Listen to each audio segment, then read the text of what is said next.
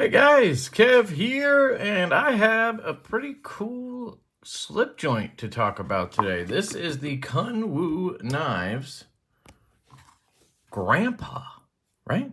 It's called the Grandpa? Why is that making me think I'm wrong? No, it's the geezer, the Grandpa. Ah, shit. Sorry, guys. I haven't recorded a video in like a week, so it's been interesting and trying to get back into it. It's just been crazy here, and work's been busy. Life has been really busy, and I just haven't had the time. So I wanted to get some stuff recorded here over the weekend, and Kunwu sent me this. I didn't know it was coming. It showed up yesterday or Thursday on the live stream. And I carried it today, and I've used it a little bit, and I really like this knife. I'm usually more of a traditional slip joint fan. This has some traditional kind of nod to it with, you know, a Bowie style clip point blade. Wow, it's right there, Kev, geezer. You know, the handle has a little bit of, maybe a traditional feel to it, but also has a very modern approach here. You have a pocket clip, which is reversible.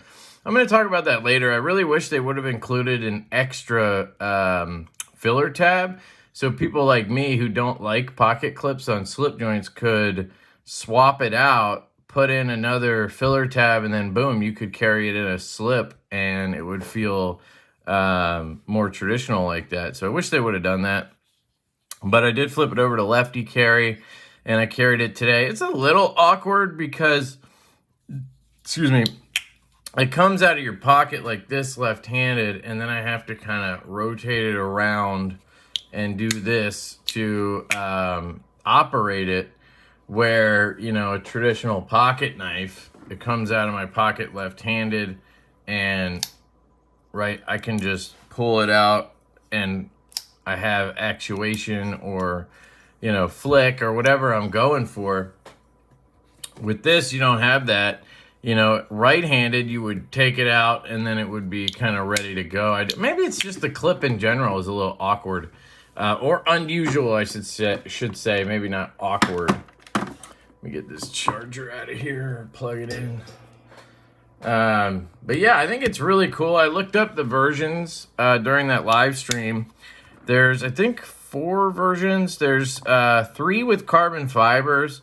2 of them are Chinese fat carbon, which I really don't like. I just think it looks like fat carbon, but you can tell how fake it is, how it's not really fat carbon. And in hand, I think it feels more like G10 or like G-Mascus than it does like carbon fiber. So I just don't like that stuff. They had 2 versions of those. I think those are $189. And then they had a version in weave carbon fiber, which I really like. You guys know I'm a big fan of weave carbon fiber. It's like this stuff right here. This is our Divo tall boy, but just, you know, forget the milling. Just look at the weave carbon fiber. And that, or this one actually, is the same stuff because they OEM'd this knife. So you can see it's that weave carbon fiber.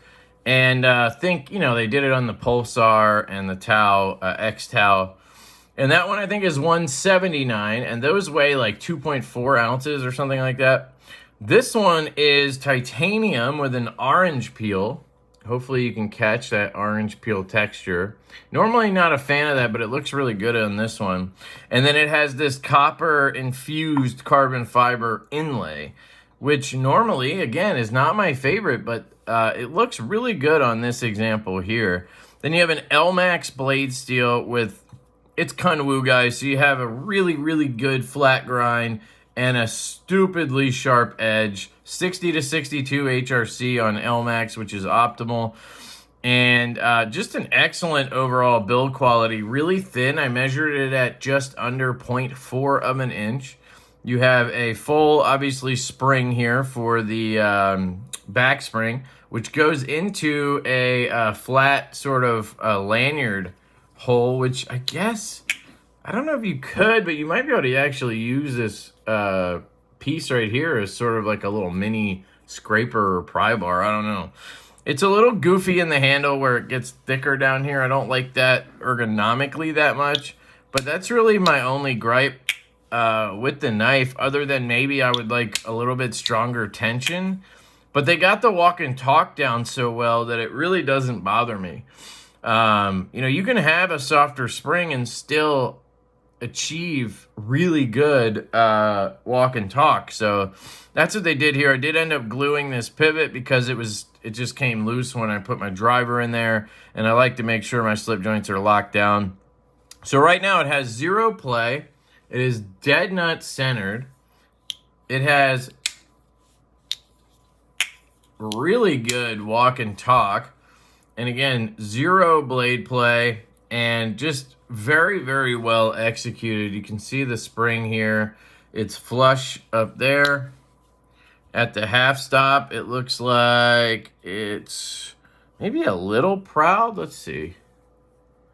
You can see it stick up a little. Let's see if that's what it looks like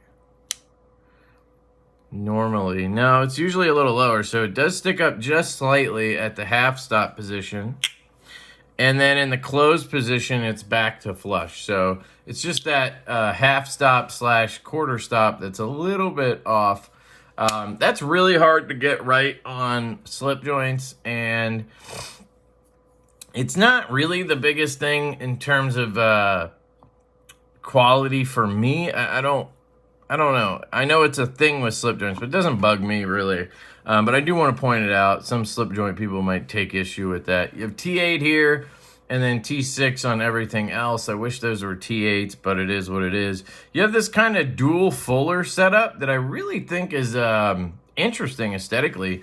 I didn't like it at first, but it's grown on me, and I actually dig it. So you can grab it out here. Let's say you have arthritis or problems, you know, manipulating your hands. It's going to feel a lot softer out here because you're away from the pivot point. So you grab it here, it's a little bit of a softer pull. You grab it back here, it feels a little bit stronger. So if you're like me and you want a stronger pull, you just grab it back here. And if you want it a little bit softer, you could grab it out towards the tip, which is pretty cool actually. It's a light enough spring that you can close it with one hand pretty easily. You could do this move, I suppose, because it has a quarter stop, not a half stop. So you'd be popping it to here, and then you could get out of the way and close it. I don't like doing that move in general. I'd rather just do the index finger move and do that. As you saw there, I was kind of pushing through that quarter stop. I'm not the biggest fan of these quarter stops. I've seen them on a few knives now. It seems to be more of a, somebody said it was a European style, or maybe it's just a more modern slip joint style or something. Chinese OEM slip joint style. I don't know. I prefer when a slip joint has a perfect half stop. You know, that's just kind of what makes sense to me. Now, I think they do it because these knives, you know, European style slip joints, whatever, they're actually meant to be used as like EDC knives and stuff like that in countries where they're not allowed to have locking knives. So it's not like us in the US where it's like, oh, we just kind of like traditional style knives.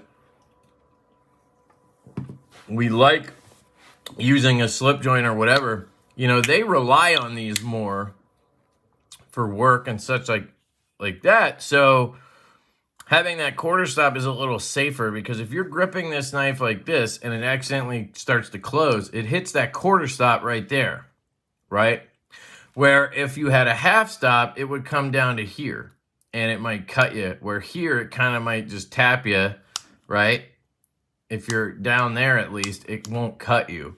But if you had a half stop, it would. So that's, I think, maybe one reason they do that. Maybe it's easier for manufacturing. I don't know exactly why. But it's interesting. Not my favorite, but it works. It's not so different that it bothers me, like the Max Ace slip joints I tried, where they had a quarter stop, a half stop, another quarter. They had like 6 stops, and it was very annoying, honestly. This is just, you know, one stop. It's just in a different location. you know, not the end of the world. This has a stop pin in here. Let's see if I can show you. Grab my flashlight.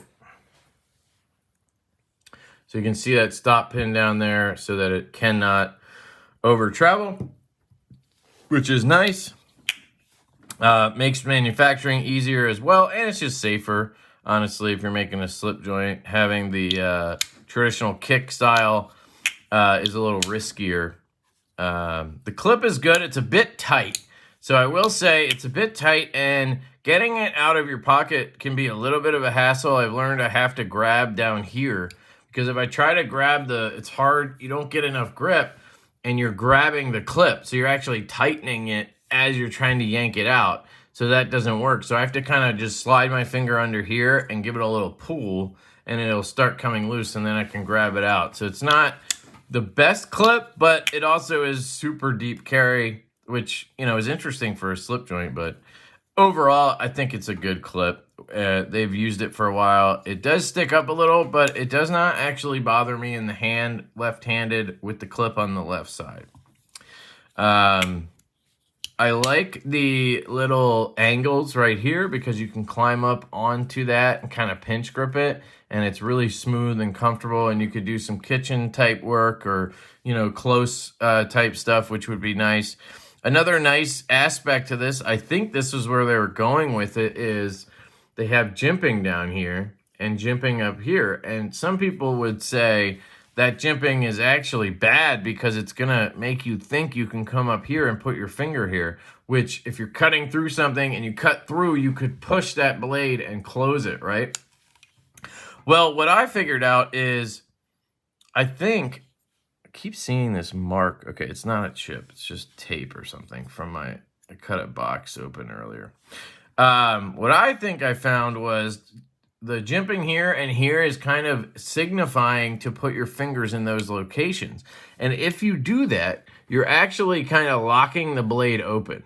So much like with our Divo nip slip and barley designs, where we have a choil, right? We have a finger choil. So when you put your finger in that choil, even if you push up here, your finger is locking the blade open essentially, right? It might move a little, but it can't close on you.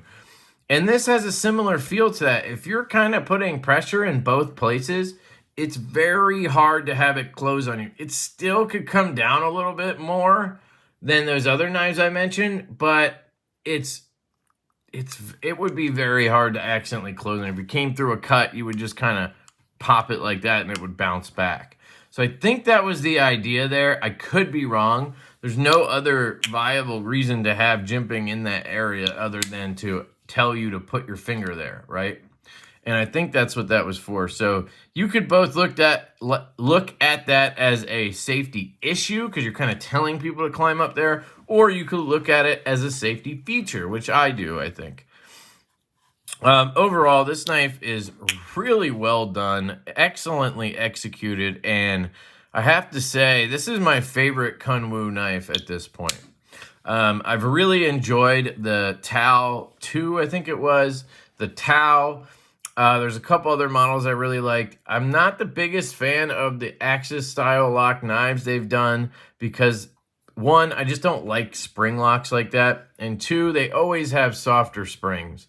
I don't know why Kunwu just likes to use softer springs. They've even included strong springs, but they still end up feeling kind of soft overall. And I just don't like Axis style lock knives. That's a personal thing. And a lot of people would say their favorite knife or their best knife is the Padre. And while I think that knife is cool, ergonomically, it just doesn't work for me. It's got a little bit of a banana to it. Great knife, just not for me personally. So this knife really checks all my boxes. It's got a nice blade shape that actually works really well for me. Even though it looks like a clip point, like a Bowie blade, that tip is lower than the pivot. So you can come up here and use that tip just almost like any other sheep's foot. You have a nice amount of belly so you can get some rocking motions going. It just works really well for me. I've already cut open some boxes with it, cut down some boxes, and it cuts through tape real easily. It gets under those seams, you know, when you're cutting an Amazon box down for the trash or whatever, which is basically the most I do with knives. I will cut through the cardboard to slice it down as well. But tape, cardboard, that kind of stuff is what I do with my knives. And some, kitchen stuff. And this excels at all of those for me. Maybe not all the kitchen tasks, but, a lot of them. LMAX is a good steel. It's got good corrosion resistance, decent toughness, and good edge retention. I'm a big fan of LMAX. And Kunwu always does a great job with heat treat and edges, so you're going to get the best performance out of their blades compared to most. This is just a fantastic offering. I didn't think I was going to fall in love with this knife. It really wasn't on my radar that much. I didn't pre-order one on the Kickstarter or pre-order because I don't know. When it comes to slip joints, I'm not that big on these sort of modern ones. I'm more into the traditional style ones like the Jack Wolfs and whatnot. But with this, you're getting a really good value in... this one here in titanium, I didn't mention that earlier. This one's $209, right? And I'll put a link down below to their website. I actually have an affiliate link to their site, and it does help the channel if you use the link. And they do have these in stock, all of them, on their website now, if you're interested. This one's $209, and then that weave carbon fiber is $179, and the Chinese fat carbon ones are $189. So whichever ones you like, but... I think for the materials you're getting and everything, the price is really good. And a lot of people would argue, well, that's why all those other knives are overpriced because they're $300 for Jack Wolfs. Well, you got to remember, Kunwu is the OEM. They're making the knife and they're selling the knife. That cuts out two other companies, right? Jack Wolf is having the knife made by an OEM and then selling it through a dealer. So Jack Wolf has to make money, and the dealer has to make money. So that $100 difference is where that's going, right? So just keep that in mind when you're complaining about prices. I'm not saying you have to buy those other knives, but that'll help you understand why the prices are higher, because there's more mouths to feed. And it's up to you whether the design and branding and all of that is worth that extra money to you. If you're just looking for the best value, for the best product, right? Quality to price ratio, yeah, those aren't going to be the best options. But this might be. So there you go. I really like this. One thing I didn't cover, I think, was ergonomics. And it's very comfortable in a hammer grip like this. Once I get into a saber grip, it is a little bit less comfortable because I get poked right here by this corner. This back corner right here kind of gets me in the palm. It's not bad, and this is not a knife that I would have in my hand for hours on end slicing something. I pick it up, I cut something, and I'm done. For the most part, I'm holding it in this grip right here, where I'm going down, slicing tape. I'm not putting a lot of pressure there. Right? And if I want to cut through cardboard, I can switch over to that hammer grip if I want to. But most likely I would grip it like this and just feel that in my palm a little bit. And that's probably going to be dependent on everybody's hand, right? Some people may feel it more than others. But that is one negative because it kind of bows out here at the end. But that's really it for downsides to this. I absolutely love it. It's got great acoustics. The pivot was easy to set. I literally just unscrewed the pivot, cleaned it all off, tightened it back down to where I felt it was perfect, checked that, checked for play, etc. And then I took it back out, put the glue on it, tightened it back down to where I thought it would be good. I kind of just, what I do is I just eye up which way the pivot's facing. So the pivot is lining up almost flush vertically. So it's almost this H here. I think it's an H or a K, I'm not sure. It was basically almost straight, right? And I noticed when I had it perfect, it was cocked just slightly to this side. So that H is just a little bit off center. So when I put it back in with the glue, I just slowly turned it to where I felt like it was lining up to that little bit off center. And then I checked it, no play, feels great. And then I just let it sit. That way I don't have to wait for Loctite and stuff like that. You can always use Loctite if you're not comfortable with super glue. I have a whole video on that if you're interested. But yeah, I'm going to shut up now. My favorite Kunwu knife, the Geezer, a.k.a. the Grandpa. Thank you to Kunwu Knives. I really appreciate Sergio and Lily for sending this my way. It means a lot. And yeah, I'm excited about it. I'm going to keep carrying this and using it. This is a fantastic knife. So love you guys. Hope you have an absolutely fantastic day. And I will catch you later.